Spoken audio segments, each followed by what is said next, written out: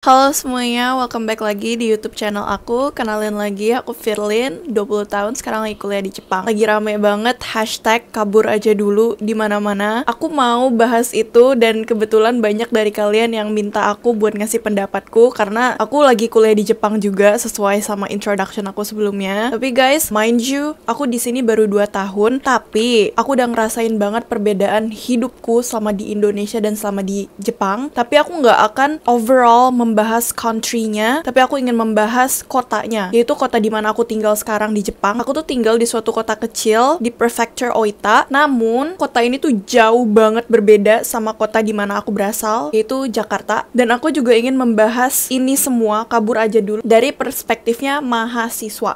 Kenapa mahasiswa? Karena aku kesini untuk belajar, aku di sini untuk kuliah, tapi secara bersamaan aku tahu banget banyak orang-orang yang mengawali kabur aja dulu sebagai mahasiswa. Jadi kuliah ke luar negeri tuh sebagai jalan membuka kesempatan untuk pindah ke luar negeri atau kabur aja dulu dengan kuliah di luar negeri. Kebetulan banget aku juga adalah salah satunya, meskipun aku nggak sadar bahwa aku melakukan itu. So, let's get into it. Penting banget ya guys buat kalian tahu bahwa aku secara financially masih bergantung sama orang tuaku. Aku di sini masih dibayarin hampir 100% sama orang tuaku, oke? Jadi, ini tuh nggak bisa disandingin dengan pengalaman orang-orang yang keluar negeri dengan usaha mereka sendiri yang dimana financially mereka nggak afford itu sendiri, itu nggak bisa, oke? Jadi please take this into consideration karena ini menjadi salah satu aspek paling penting kalau kamu ingin membahas kabur aja dulu. Kamu butuh financial stability, oke? Ayo kita bahas dulu dari situ. So, untuk kuliah ke luar negeri, ini adalah 3 hal yang dimana salah satunya paling enggak nih, kamu harus punya. Pertama, orang tua yang wealthy enough to afford to send you to go study abroad. Kedua, kamu harus pinter banget untuk mendapatkan beasiswa. Ketiga, kamu harus menjadi orang yang pekerja keras banget. Yes, kalau kamu punya salah satu dari ketiga aspek ini, kamu bisa banget kuliah ke luar negeri, terus memulai kabur aja dulu. Cuman aku pengen bahas dari tiga-tiganya. Nih, pertama, dari keluarga yang wealthy enough buat mengirim kamu kuliah ke luar negeri. Of course itu udah menjadi catch yang paling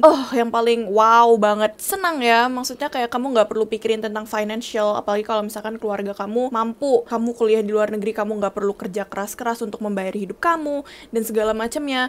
Banyak banget orang-orang di sini yang seperti itu. Dan kebanyakan anak-anak yang kuliah ke luar negeri secara realitas itu dari keluarga yang cukup mampu untuk membayari mereka kuliah di luar negeri. Aku harus jujur sama kalian, kabur aja dulu itu nggak possible kalau kamu secara financial itu nggak stabil. Itu kamu bakal sangat pusing banget. Of course kalau kamu mikirnya kayak nanti di luar negeri aku bisa kerja, bla bla bla segala macam. Tapi jujur ya guys, kamu paling nggak harus punya tabungan yang cukup untuk berjaga-jaga kalau nauzubillah ada apa-apa di luar negeri. Jadi sebelum kamu berangkat ke luar negeri, kamu harus sudah mastiin ke orang tua kamu, bilang bahwa situasi di luar negeri tuh seperti ini, seperti ini, seperti ini. Kamu tuh nggak bisa secara kayak langsung untuk bekerja, apalagi sebagai mahasiswa. Waktu itu aku pas tahun pertama aku kuliah itu aku belum kerja, aku belum part-time job. Jadi aku selama 1 semester aku belum kerja dan aku baru mulai kerja di semester 2. Jadi dari 6 bulan pertama itu aku tuh masih 100% dibayarin sama orang tua aku. Cuman dari kampusku itu aku tuh dapet kayak beasiswa dari pemerintah Jepang selama 1 semester. Aku dikasih sekitar kayak 5 juta setiap bulan dan itu aku pakai untuk bayar dorm, untuk bayar asrama aku. Tapi selain itu aku masih dibayarin sama orang tua aku. Oke? Jadi kamu bayangin kalau misalkan nih kamu dengan idealis bilang bahwa nggak apa-apa nanti di luar negeri aku bisa kerja aja, apa-apa segala macam. Nggak bisa segampang itu. Nyari kerja di luar negeri pun juga perlu tahapan dan itu perlu waktu, perlu persiapan juga. Emang banyak di kenalan-kenalanku yang setelah mereka masuk kuliah, mereka langsung cari kerja dan mereka langsung dapat kerja. Tapi kenyataannya tuh nggak semudah itu. Jadi kamu harus prepare banget nih kalau kamu memang dibiayai oleh orang tua kamu untuk kuliah ke luar negeri. Kalau pas-pasan, I'm so sorry to say this to you, ini akan sulit banget both for you and also for your family. Ini aku bakal kasih kamu realitanya, oke? Di luar negeri itu beda sama di Indonesia.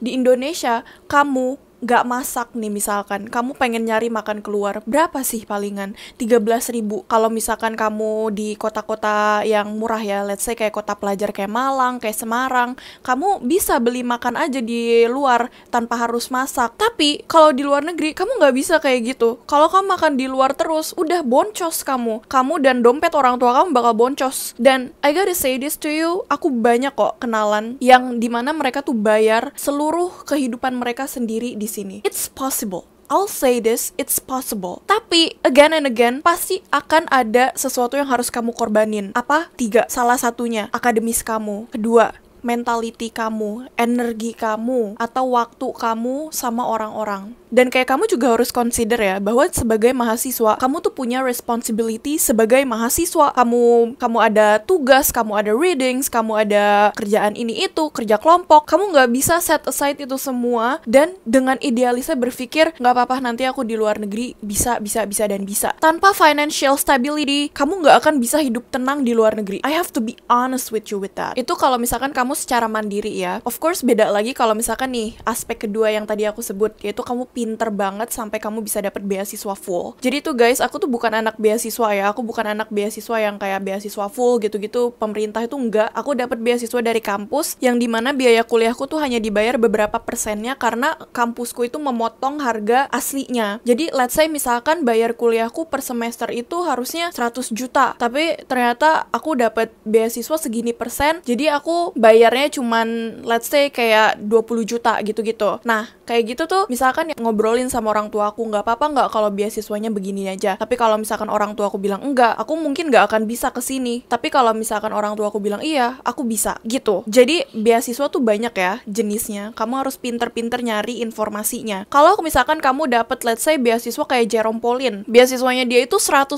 semuanya di cover, bener-bener fully funded. Jadi kamu nggak perlu bayar apa-apa lagi. Itu kamu harus pinter banget. Kamu cek aja akunnya Jerome Pauline dan cari tahu gimana perjuangan dia buat dapetin itu beasiswa. Kamu tau lah kalau misalkan dia sepinter apa. Seperti itulah dengan juga beasiswa-beasiswa lainnya. Mungkin kalau ke Jepang yang paling sering dibahas itu Max juga ya, Max Scholarship. Max Scholarship ini tuh juga sangat amat kompetitif. Aku pun daftar itu beasiswa dan aku nggak dapet, kayak langsung plek, nggak dapet, nggak interview, nggak dapet. Itu bener-bener sangat amat kompetitif. Jadi yes, kalau misalkan kamu pengen dapet beasiswa, itu kamu catch-nya tuh sebenarnya banyak. Kamu either harus pinter banget atau kamu harus sangat berprestasi dalam banyak segi. Tapi banyak juga ya kayak beasiswa kayak pemerintah gitu-gitu segala macam. Yang aku tahu banyak orang ambil itu sekarang buat S1 itu adalah beasiswa BIM, beasiswa Indonesia Maju. Nah, beasiswa Indonesia Maju ini setahu aku kotanya tuh besar ya untuk orang-orang yang pengen kuliah ke luar negeri. Cuman again, aku sangat amat rekomendasi ke kalian untuk ngecek lagi itu beasiswa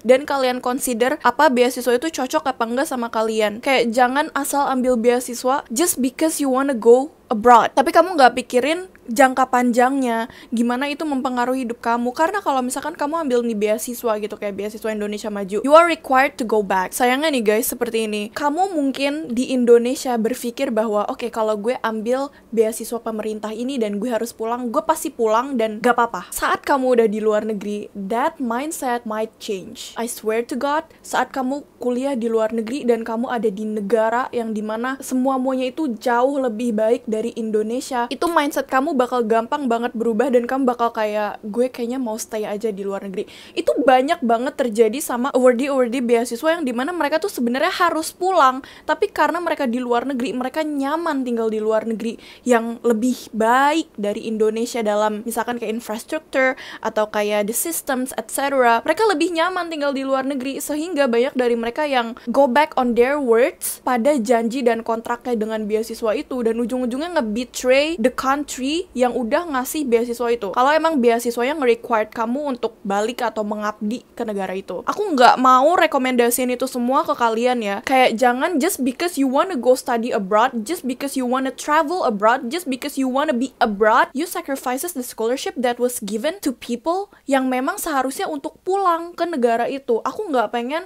ngerekomendasiin itu ke siapa-siapa. Karena kayak it's just not it, you know. Kayak itu tuh nggak, moralnya tuh nggak bagus. Aku nggak nggak pengen rekomendasiin itu ke kalian. Itu kalau beasiswa pemerintah yang mengharuskan kamu untuk pulang ya, tapi kalau emang beasiswanya dari perusahaan dan kamu harus kerja kayak atau apa, kayak ya udah jalanin aja, nggak apa-apa. Cuman makanya aku bilang di sini, kalau kamu pengen keluar negeri, kuliah di luar negeri dengan beasiswa itu, kamu harus pinter-pinter nyari informasinya, and don't go back on your words. Kamu harus bisa memikirkan jangka panjang gimana ini beasiswa bakal mempengaruhi hidup kamu di masa depan juga. Aspek ketiga nih, kalau kamu pengen keluar negeri sebagai mahasiswa, yaitu menjadi orang yang sangat pekerja keras. Betul, kayak yang tadi aku bilang, kalau misalkan kamu pengen bayarin hidup kamu sendiri di luar negeri dari kerja-kerja sambilan, itu kamu bisa banget sebenarnya. Tapi of course, you need to work twice as hard as other people. Kamu harus bekerja lebih keras lagi daripada orang-orang yang lainnya. Banyak orang-orang yang aku kenal di sini yang mereka tuh kerja shiftnya banyak banget. Mereka kerja di sana sini untuk kebutuhan mereka. The question is, are you ready for it or not? Are you willing or not? Kalau kamu emang willing dan kamu punya will-nya, insya Allah kamu bisa survive, and insya Allah dari situ kamu bisa membangun hidup yang kamu inginkan di luar negeri. Tapi aku harus kasih tahu ke kalian bahwa ini nggak mudah, dan of course, this will take a toll on your mentality as well. Karena hidup di luar negeri, guys, ini bakal masuk ke poin berikutnya. Hidup di luar negeri itu sangat lonely, oke? Sangat lonely. Mungkin memang ada orang-orang Indonesia yang dimana kamu bisa sama-sama share your pain, share your struggle. Tapi aku pengen kasih tahu juga bahwa jangan berharap lebih. Jangan berharap lebih dari orang lain. Karena di sini, di luar negeri itu, orang-orangnya tuh sangat individualis. Di negara-negara barat, di East Asian countries, itu orang-orangnya sangat individualis. Di Jepang, orang-orangnya whatever you do, they don't care. Kalau kamu nih tiba-tiba menghilang atau apa, nggak akan ada yang nyaliin kamu. Begitu juga kalau kamu sakit, kalau kamu lagi kenapa-kenapa, you cannot expect other people to help you and be there for you. Beda kalau misalkan kamu di Indonesia, tetangga-tetangga atau strangers bahkan ada yang willing untuk ngebantu kamu. Di sini enggak. Apalagi di luar negeri itu, maksudnya kayak you have to accept bahwa you cannot be one of them. You cannot be one of the people here yang emang mereka tuh orang-orang lokal. Itu nggak bisa. You are different by blood as well, by ethnicities, by culture, by norms, everything. You are different than them. You can adjust to the environment here, but you cannot be them.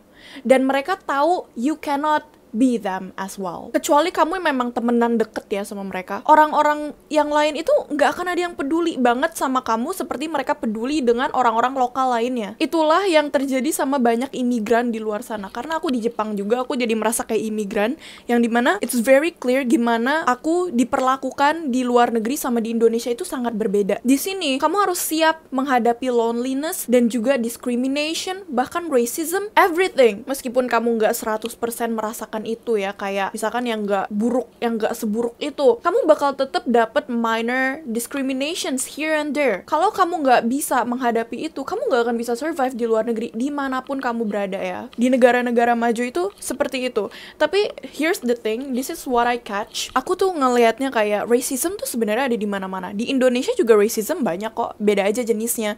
Cuman kalau di sini, you are literally different than these other people, the local. Sehingga kamu tuh makin merasa beda. Terutama seperti aku ya, yang kelihatan banget sangat berbeda dengan orang-orang Jepang, kayak aku pakai hijab apa.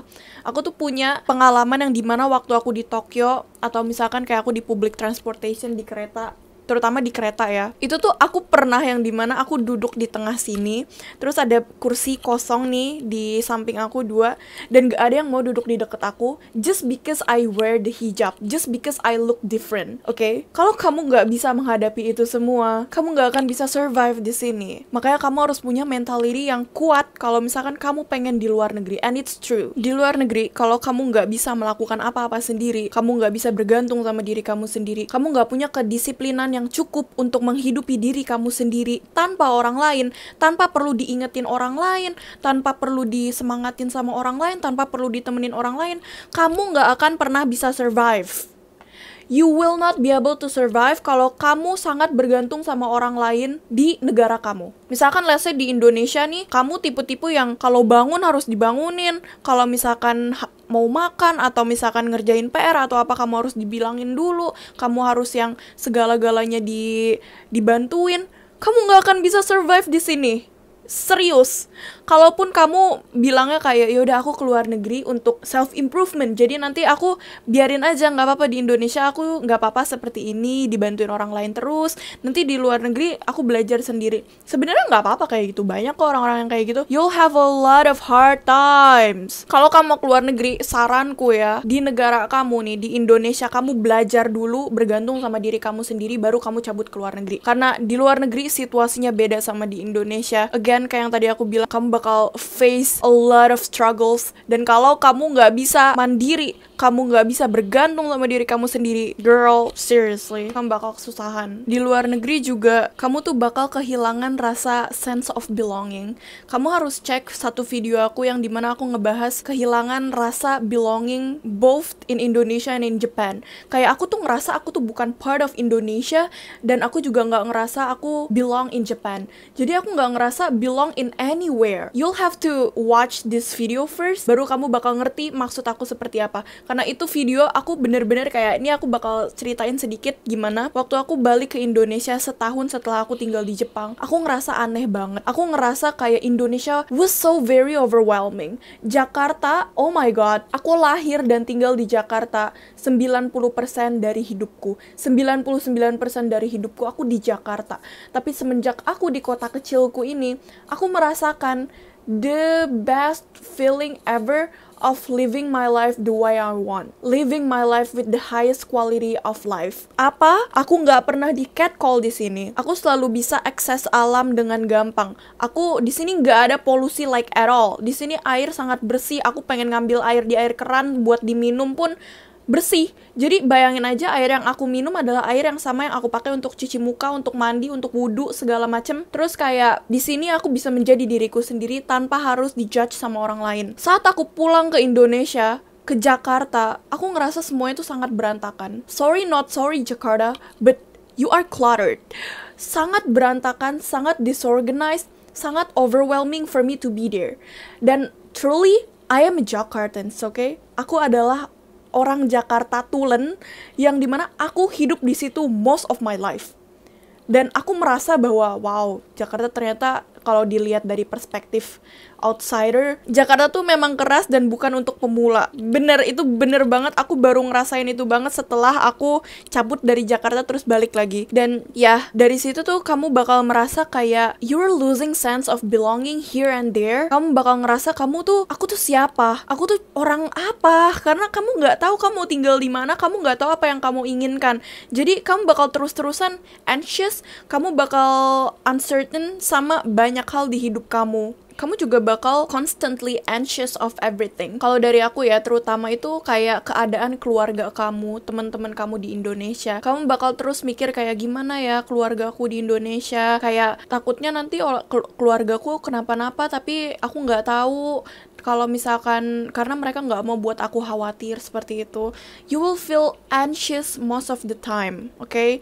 Dan you need to be ready for that. Literally, you need to be ready. Karena aku juga banyak nge-encounter orang-orang yang mereka tuh gak bisa jauh dari keluarga. Mereka gak bisa tanpa keluarga mereka, tanpa teman-teman mereka. Sehingga ya udah, mereka cabut ujung-ujungnya. Mereka cabut balik lagi ke Indonesia. Jadi bener ya, kamu tuh butuh mentality yang sangat kuat. Even as student, kalau misalkan kamu pengen kuliah di luar negeri, kalau kamu pengen kabur aja dulu buat ke luar negeri. Here's the thing. Ini juga sesuatu yang aku pengen bahas. Di luar negeri, guys, saat kamu di luar negeri, kamu tuh bakal ngerasain yang namanya newfound freedom. Dimana tuh kamu menemukan gimana rasanya hidup bebas sesuai mau kamu. Di sini, kamu mau menjadi seperti apapun, orang tuh nggak ada yang peduli. As long as it's still by the law, okay? Misalkan kamu nggak punya nih prinsip yang kuat, kamu belum mandiri, kamu belum punya self-awareness yang cukup, kamu nggak bisa mengurus diri kamu ditaruh nih di lingkungan yang sheltered di Indonesia, terus kamu cabut ke luar negeri, kamu dikasih kebebasan untuk memilih hidup kamu sendiri, kamu tuh bakal gampang kebawa sama arus pergaulan di luar sana. Dan nggak semua pergaulan baik. Apalagi di luar negeri, kamu bakal gampang mengakses hal-hal yang kamu nggak bisa gampang akses di Indonesia. Ini aku bahas dari lingkunganku sendiri ya, dari lingkunganku sendiri yang dimana aku rasa ini ini adalah hal-hal yang nggak baik, yaitu adalah kayak minum-minum alkohol, terus kayak clubbing, etc. Of course kalau misalkan kamu nggak apa-apa sama hal itu ya wes, you do you. Tapi kalau dari aku sendiri dan mungkin banyak teman-teman di luar sana yang muslim, kalian bakal banyak ke-expose sama hal-hal seperti ini. Kalau kalian nggak punya cukup prinsip untuk menjaga diri kamu tuh bakal dengan gampang ke bawah sama arus, dan dari arus itu kamu bakal tersesat. Kamu tuh nggak akan bisa dengan mudah balik lagi dimana kamu tuh dulu di Indonesia tuh diingetin, let's say kayak diingetin buat sholat, diingetin buat baca Quran segala macam. Di sini nggak akan ada yang peduli sama agama kamu. Di sini nggak akan ada yang peduli sama cara kamu hidup apapun. Kamulah orang yang harus peduli sama diri kamu sendiri. Masalahnya kamu bisa apa enggak? Kebanyakan students tuh menurutku naif buat mikir kalau misalkan ya keluar negeri ntar gue bisa belajar di sana. Menurutku enggak. Menurutku kamu kalau misalkan mau kuliah keluar negeri, kamu harus udah punya basicnya dulu. Paling enggak kamu udah bisa mengurus diri kamu lah. Kamu udah bisa tahu yang mana yang benar, yang mana yang salah. Kamu udah punya prinsip yang cukup, baru kamu bisa dilepas ke luar negeri. Karena memang benar-benar sebagai anak muda nih guys, sebagai orang yang masih muda, masih impulsif, masih pengen coba ini itu, terus kamu dipertemukan dengan freedom yang dimana kamu gak bisa dapetin itu di Indonesia, udah bablas lah kemanapun kamu pergi. Bener itu, banyak itu terjadi sama orang-orang di luar sana. Makanya aku harus bilang nih sama kalian, aku dulu sebagai anak perempuan ya, aku tuh dibolehin kuliah ke luar negeri karena orang tua aku tuh udah secara langsung tahu bahwa aku adalah orang yang bisa dipercaya, at least dalam menjaga prinsipku, dalam menjaga diriku dari pergaulan-pergaulan seperti itu. Aku udah menunjukkan itu ke orang tua aku bertahun-tahun bahwa aku tuh pantas dilepas di luar negeri. Tapi kalau misalkan kamu belum bisa menunjukkan itu ke orang tua kamu, maka kamu akan sulit untuk menjaga diri kamu di luar negeri. Nah, karena kita udah bahas yang negatifnya, hal-hal yang perlu kamu pay attention tuh kalau misalkan kamu pengen kabur aja dulu kuliah di luar negeri, aku ingin bahas hal-hal baik yang aku rasain secara langsung saat aku tinggal di luar negeri. Lingkungan. Kayaknya yang paling membedakan hidupku di Indonesia, di Jakarta, dan juga di kota kecilku ini di Jepang, yaitu adalah lingkungan. Lingkunganku di Jakarta dan juga lingkunganku di sini tuh beda banget. And lingkungan matters. Aku sebelumnya nggak sadar seberapa lingkunganku itu sangat discouraging, sangat nggak memotivasi aku untuk tumbuh menjadi lebih baik. Ada juga aku tuh, kalaupun aku ingin maju, aku tuh merasa tertekan karena kalau nggak seperti itu aku nggak bisa. Tapi di sini orang-orang sangat supportive. Contohnya seperti apa? Aku kan kalau di kelas nih, aku suka kadang-kadang suka sambil edit video, aku suka buka YouTubeku. Terus kayak orang-orang di sampingku nih, anak-anak internasional yang sebenarnya mereka tuh strangers. Terus tuh mereka tuh kayak ngelihat, ternyata kamu punya YouTube ya? Apa YouTube-nya? Sini aku subscribe. Terus aku bilang sama mereka, tapi YouTubeku bahasa Indonesia, kamu juga nggak bisa ngerti. Terus mereka bilang apa? Mereka bilang seperti ini, nggak apa-apa, seenggaknya aku bisa bantu kamu dengan subscribe. Jadi kamu punya 1 subscriber baru. Aku di Jakarta, di Indonesia, nggak ada yang seperti itu ke aku saat aku masih merintis karirku sebagai content creator. Nggak pernah sama sekali. Mind you, nggak pernah sama sekali. Yang aku dapet apa? Ocehan, dibilang sok jadi influencer, sok jadi selebgram, apapun segala macam. Di sini nggak ada orang yang seperti itu ke aku. Ada juga strangers ini tiba-tiba ngomong ke aku, bilang kayak, yeah, I really like your videos, etc. bla bla bla segala macam. They are very honest with it. Mereka tuh sangat memotivasi aku untuk menjadi lebih baik lagi, untuk lebih semangat lagi. Di Indonesia boro-boro seperti itu, nggak ada. Di Jakarta aku nggak pernah merasakan itu sama sekali. Jujur, itu sangat menyedihkan sih buat aku. Menurutku lingkungan di Indonesia itu kurang pas untuk aku tumbuh. Kayak orang-orangnya tuh sangat FOMO, orang-orangnya tuh sangat judgmental. Aku mau beragama kayak, aku pengen ngapain, pengen itu, pengen ini, ada aja yang julid. Dan jujur, ini aku menjadi faktor utama yang dimana kemungkinan besar ya aku nggak mau tinggal di Indonesia setelah aku lulus kuliah nanti. Karena setelah aku merasakan langsung di luar negeri, yang membedakan itu memang lingkungannya. Di Indonesia jujur ya Allah, lingkungannya tuh judgmental banget. Ini nih bikin aku stres terus. Jadi di Indonesia kayak aku tuh dijudge terus loh. Apapun itu tuh kayak seakan tuh selalu salah di mata orang lain. Kayak lo tuh harusnya melakukan ini dan ini. Terus kayak lo tuh harusnya kayak begini, lo harusnya kayak begitu. Tanpa memotivasi, tanpa membantu, tanpa memberi backup. Di luar negeri, strangers sekalipun yang sama-sama mahasiswa, mereka saling membantu. Aku tuh lebih banyak mendapatkan motivasi motivasi, kasih banyak bantuan berupa kata-kata motivasi beserta dengan action di luar negeri. Di Indonesia mana pernah aku merasakan itu semua. Gak ada sama sekali. Yang ada aku cuma dapet dijulit aja. Terus kayak lingkungan yang sangat, selain judgmental, lingkungannya tuh sangat insecure. Di sini aku mau pakai baju seperti apa, aku pengen berpenampilan seperti apa, orang gak ada yang peduli. Orang dukung-dukung aja, orang suka-suka aja, orang gak ada yang ngejulit kamu. Di Jakarta ya, kamu di Indonesia, kamu mau pakai baju ini, mau pakai baju itu, pengen menjadi diri yang seperti ini, menjadi seperti itu, ada aja yang ngomenin, ada aja yang salah dari itu semua. Kalau misalkan nih di sini, as long as you don't bother other people in a negative way, orang gak ada yang peduli. Orang bakal setuju-setuju aja sama kamu, orang bakal dukung-dukung aja sama kamu. Jadi kamu lebih mudah untuk mengekspresikan diri kamu yang sebenarnya, untuk explore diri kamu yang kamu inginkan. Jadi kamu tuh bakal lebih gampang menjadi diri kamu sendiri dan mendapatkan jati diri kamu di luar negeri seperti itu. Lalu nih, kalau misalkan kamu bahas di luar negeri, kuliah ke luar negeri, kabur aja dulu ke luar negeri, kayak kamu harus banget bahas tentang diversity. Diversity di Indonesia itu beda sama diversity yang international, yang skalanya tuh international, itu beda banget. Jujur, aku jadi merasa jauh lebih open-minded, aku jadi bisa lebih menerima hal-hal baru, terus kayak broaden my horizon, itu setelah aku di luar negeri. Di luar negeri, aku ketemu banyak banget orang dari belahan dunia, terus mereka dari background yang sangat berbeda dengan aku, dengan pemahaman agama, pemahaman kehidupan yang sangat berbeda dengan aku, dengan culture, social norms, everything sangat beda dengan aku.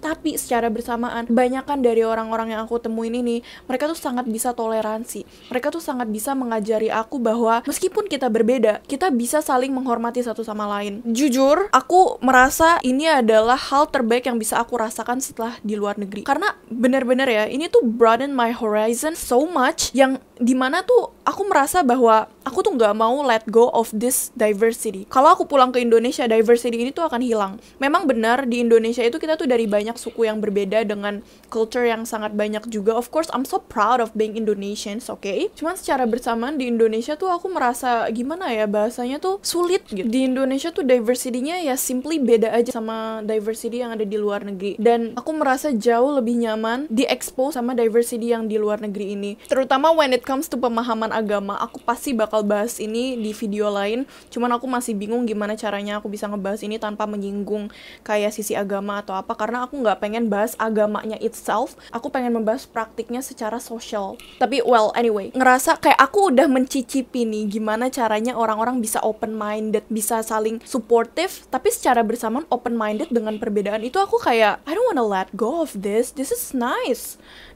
and Indonesia haven't achieved that, in my opinion, yet. Jadi guys, kalau kamu pengen bahas kabur aja dulu sebagai mahasiswa, again, karena kebanyakan dari mahasiswa itu kita masih bergantung ya sama orang tua kita secara financial, kebanyakan dari kita ya, itu kamu tuh harus realistis banget deh, kayak kamu tuh nggak bisa idealis when it comes to this. You need to be really realistic, terutama dalam segi financial, karena trust me, it's not that easy buat survive di luar negeri tanpa wealth yang cukup untuk nge-sustain kamu di sini. Makanya aku pengen bilang guys, kalaupun kamu pengen mengawali hidup kamu ingin mengawali kabur aja dulu ini dengan kuliah di luar negeri, aku setuju banget, itu bakal bisa nge-elevate your life, it can elevate yourself as a human being. Cuman at the same time, please be responsible, be open-minded, and also be realistic dengan hal-hal yang akan kamu hadapi di luar negeri. Karena kamu tuh nggak bisa nge-sacrifice hal-hal yang sebenarnya tuh nggak worth it kalau emang kamu jatuhnya tuh hanya memaksakan diri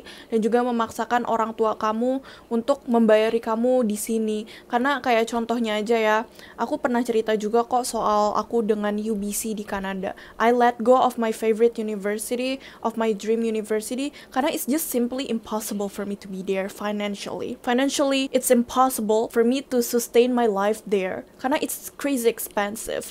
Makanya aku ke Jepang, karena di Jepang aku merasa kayak orang tua aku mungkin lebih mampu jika aku ada di sini, dan aku bisa hidup dengan lebih nyaman juga juga, karena aku nggak terlalu harus mikirin tentang financial yang gimana gitu kayak aku di Kanada. Makanya aku sangat merekomendasikan kepada kalian untuk be realistic dan please be prepared. Sangat pikirin banyak hal, even the worst case scenario as well. Karena jujur aku setuju banget, aku sangat amat supportive kalau misalkan kalian pengen keluar negeri sebagai mahasiswa. Kenapa? Karena ini akan mengubah hidup kamu, and simply you can be a better person simply just being abroad. I trust that, terutama kalau kamu bisa memanfaatkan itu ya. Makanya kayak student exchange atau kamu pengen go study abroad, I truly support you. It's just that good, okay? Tapi again, you need to be responsible, you need to be realistic, you need to be prepared. Makanya please think it true. Kalau misalkan kamu pengen kabur aja dulu, diawali dengan menjadi international student di luar negeri. Aku bakal bahas lain kali tentang gimana pandanganku untuk tinggal di luar negeri versus tinggal di Indonesia saat aku sudah lulus. Aku udah kepikiran aku pengen tinggal di mana, juga kayak aku mau balik atau enggak, kerja di Indonesia atau enggak. Mungkin aku bisa bahas itu di video lain. Tapi untuk sekarang kabur aja dulu. Aku setuju dan gak setuju at the same time. But please just think it through. It's not that easy, and I don't want to romanticize this. Makanya aku bahas both the good and the bad of being abroad. So, segitu aja dari video hari ini. Semoga suka. Jangan lupa like, comment, dan subscribe. Share ke teman-teman kalian, terutama buat mereka yang ingin kuliah di luar negeri. So, see you in another video. Thank you for watching. Bye-bye.